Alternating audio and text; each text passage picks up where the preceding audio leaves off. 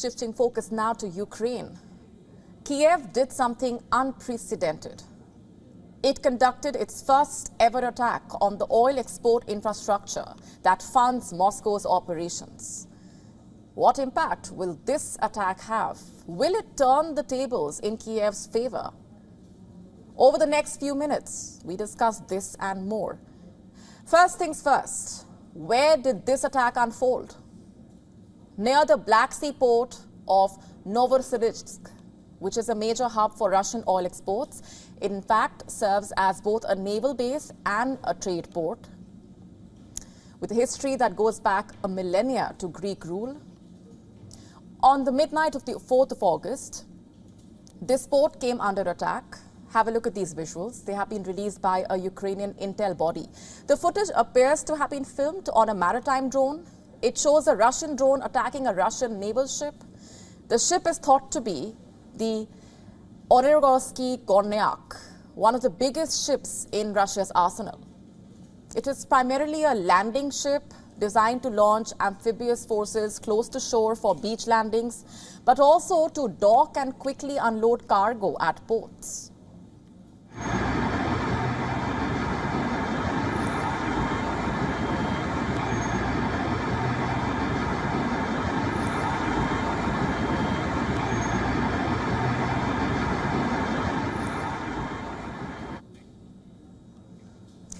And here's what we know so far about the attack.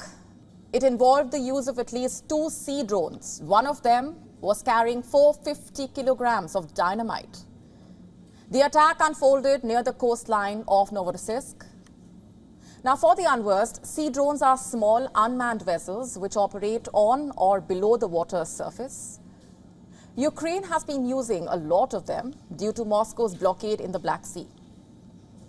Hours after the attack, Russia's defense ministry issued a statement. It said it had repelled a Ukrainian attack on its naval base, but made no mention of any damage in its report of the incident.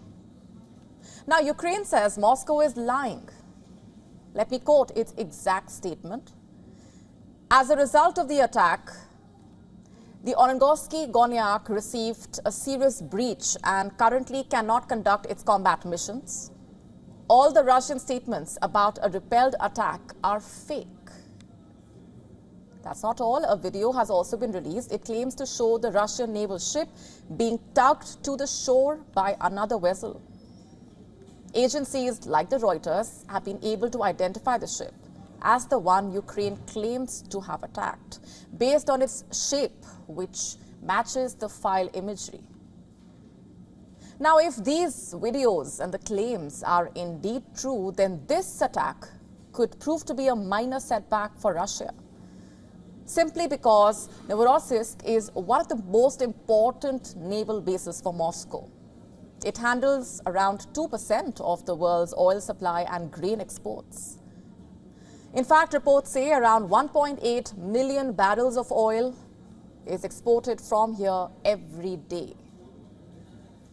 So any attack here could severely impact Russian trade, and the implications are already evident.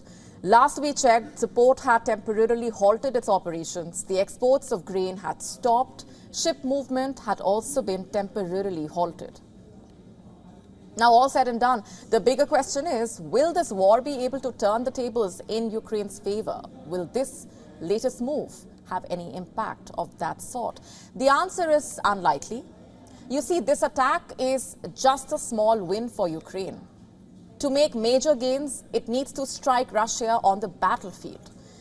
And to do that, it needs weapons, which it does not have enough of. I'm not saying this. The country's president, Volodymyr Zelensky, himself is. In fact, for the past couple of weeks now, he has been saying that Ukraine's counteroffensive against Russia cannot succeed until Western allies send more military support. In fact, he has said that Kiev would not send more troops to the front lines without more tanks, artillery, and rocket launchers. So where will all of that come from? From the US and the NATO. So are they sending them? Not really. Have a look at this report. The US and the NATO are grappling with critical ammunition shortage for Ukraine. They are struggling to provide the large amount of ammunition that Kiev will need for a prolonged counteroffensive. And reports say Western officials are racing to ramp up production, to avoid shortages on the battlefield that could hinder Ukraine's progress. And that's not all. Another worry here is grain export. It has stopped since Russia pulled out of the Black Sea grain agreement. Kiev has, in a sense, lost the ability to send grains beyond its ports. My point is simple. Ukraine neither has the right supply chain of arms, nor is it being able to make money through exports. So any attack on Russian bases will not reap any immediate benefits. WION now available in your country. Download the app now. Get all the updates on the move.